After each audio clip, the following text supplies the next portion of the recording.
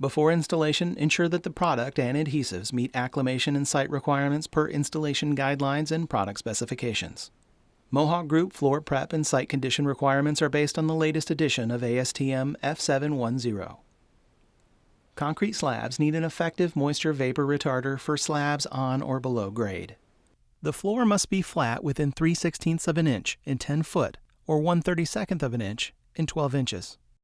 The surface must be dry, clean, smooth, structurally sound, and free of adhesives or any substances that would affect installation. The adhesive should be removed mechanically down to the concrete surface with only traces remaining in the slab's pores. Moisture and pH depend on the product type and adhesive used. The flooring professional shall fill the surface cracks, grooves, depressions, control joints or other non-moving joints, and other irregularities with cement-based patching or self-leveling compounds, which contain Portland or high alumina cement and meet or exceed the compressive strength of 3,000 psi. For any questions, contact Mohawk Technical Services at 1-800-833-6954.